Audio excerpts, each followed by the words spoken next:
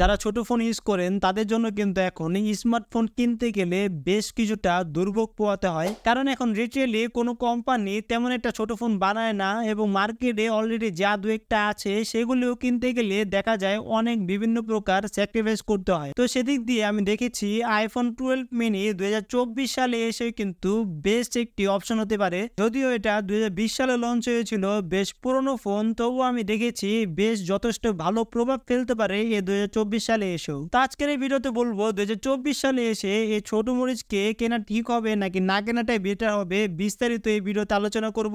তো আজকের এই ভিডিওটা কিন্তু খুব ইন্টারেস্টিং এবং ইউজফুল হতে যাচ্ছে। আসসালামু আলাইকুম এভরিওয়ান, আমি আছি Yasin Ahmed and you watching now tech by 390। ভিডিওটি শুরু করার আগে আপনি যদি আমাদের ছোট্ট পরিবারের সদস্য না হয়ে থাকেন তাহলে please subscribe this channel and like this video, আর কমেন্টের মাধ্যমে কিন্তু জানিয়ে দিবেন ভিডিওটি কেমন লেগেছে। সো লেটস বিগিন, সরাসরি রিভিউতে জাম্প করি।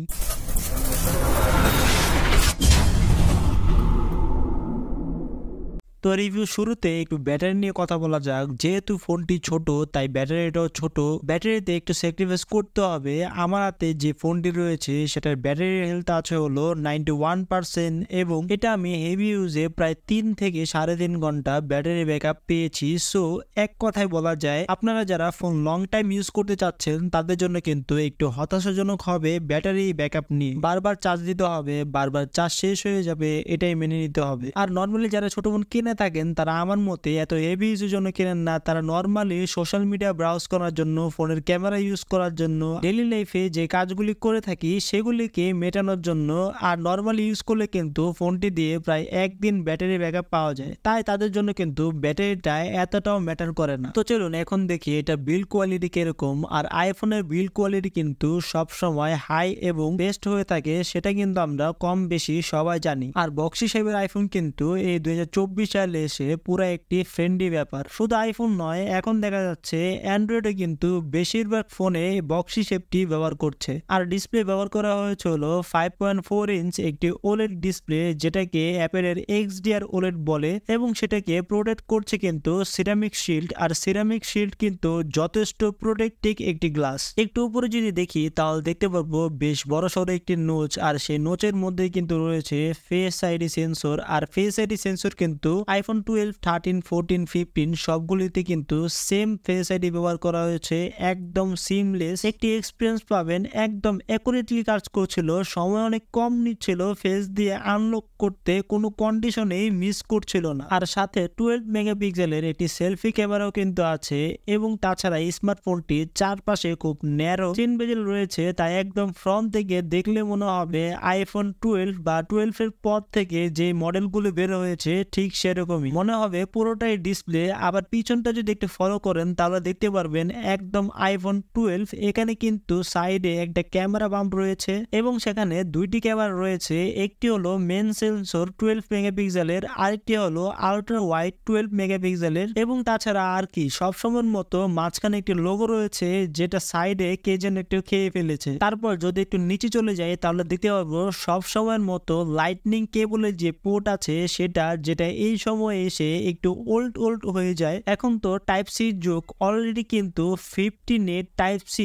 চলে এসেছে, তাই এটাকে ওরকম আহামরি ফাস্ট চার্জিং বলা যায় না। আর এটাতে কিন্তু স্টিরিও স্পিকার ব্যবহার করা হয়েছে। স্টিরিও স্পিকার ব্যবহার করার পরও যেহেতু এটা একটি ছোট ফোন তাই সাউন্ড ওরকম লাউড পাবো না, তার মানে এই না যে সাউন্ড একেবারেই কম, মোটামুটি ভালোই কিন্তু আছে। আর অ্যাপেলের স্পিকার ভাই, আর অ্যাপেল কিন্তু তাদের স্পিকারটাও বেশ ভালো মানের দিয়ে থাকে। 8 বছর আগের ফোন 7 প্লাস, যেটা এখনকার অ্যান্ড্রয়েড ফোন থেকে বেশ ভালোই সাউন্ড দিতে পারে। এক কথায় সাউন্ড কোয়ালিটি নিয়ে কোনো কমপ্লেন নাই, শুধু iPhone 12 থেকে একটু সাউন্ড কম পাওয়া যাবে যেহেতু এটা একটি ছোট ফোন। তারপর যদি একটু ডান সাইডে ফলো করি তাহলে দেখতে পারবো পাওয়ার বাটন এবং বাম সাইডে মিউট সুইচ এবং ভলিউম আপ ডাউন বাটন। তারপর রয়েছে হলো একটি সিম স্লট। আর এই ফোনটিতে কিন্তু টোটাল দুইটি সিম ইউজ করা যাবে, একটি হলো ই সিম আরেকটি হলো ফিজিক্যাল সিম। এই দুইটি সিম আমরা ব্যবহার করতে পারবো এই স্মার্টফোনে। তো এটা হলো ফোনটির ডিজাইন এবং ফুল ওভারভিউ।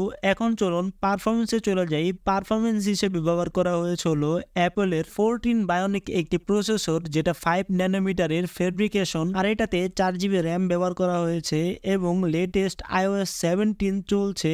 আর iOS এর যে স্মুথ এক্সপিরিয়েন্স আইফোন দিয়ে থাকে সেটা আমার মনে হয় না কোনো অ্যান্ড্রয়েডও এরকম এক্সপিরিয়েন্স পাওয়া যায়। যদিও এটাতে হায়ার রিফ্রেশ রেট নেই, তবুও এটা কিন্তু বেশ স্মুথ, হেভি ইউজে ভালো এক্সপিরিয়েন্স দেয়। আর যদিও এটা গেমিং এর জন্য ক্রিয়েট করা হয়নি, তবুও কিন্তু এটাতে টুকটাক ভালোই গেমিং করা যাবে। এখন আসে যাক ক্যামেরাতে। পিছনে ফলো করলে দিতে পারবো দুইটি ক্যামেরা, একটি হলো মেন সেন্সর আর একটি হলো আলট্রা ওয়াইড। দুইটি ক্যামেরাই কিন্তু 12 মেগাপিক্সেলের। আর এই মেন সেন্সর আর আলট্রা ওয়াইড ক্যামেরা দিয়ে কিন্তু আপনি নাইট মোডেও খুব সুন্দর এবং ভালো ফটোগ্রাফি করতে পারবেন। ডে লাইটেও কিন্তু খুব সুন্দর সুন্দর ছবি তোলা যায়। আর অনেকে একটি কনফিউজে থাকেন যে আইফোন 12 এর যে ক্যামেরা, এটার ক্যামেরা সেম নাকি এবং পিকচার কোয়ালিটি একই নাকি। হ্যাঁ ভাই, আইফোন 12 এর যে ক্যামেরা, সেম ক্যামেরাই কিন্তু এটাতে ইউজ করা হয়েছে। আর পিকচার কোয়ালিটি কিন্তু একদম সেম টু সেম, তাতে কোনো সন্দেহ নেই। ডাইনামিক রেঞ্জে এবং লো লাইটে এত সুন্দর সুন্দর পিকচার কোয়ালিটি পাবো সেটা ভাবিনি। ভিভিড মোডে ছবি তুললে বেশ সুন্দর কালারফুল পিকচার পাবেন।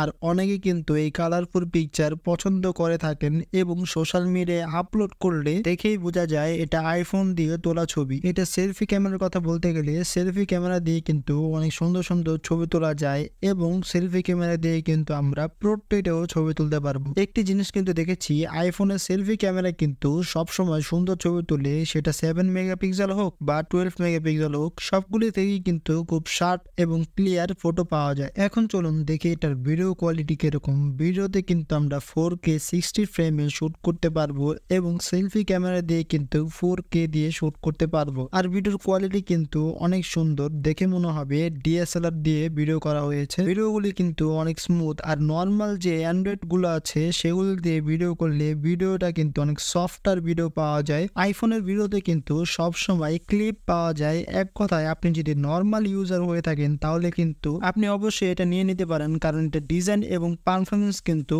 অনেক জোস। আর আপনি যদি হেভি ইউজার হয়ে থাকেন তাহলে বলবো ভাই এটা না নেওয়াটাই ঠিক হবে আপনার জন্য। হেভি ইউজের জন্য আপনি এর থেকে একটু বাজেট বাড়িয়ে আইফোন 13 প্রো ম্যাক্স বা 14 প্রো ম্যাক্স নিয়ে নিতে পারেন। আর অ্যান্ড্রয়েড অনেক ফোনই আছে এই বাজেটের মধ্যে, পারফরমেন্স অনেক ভালোই পাবেন।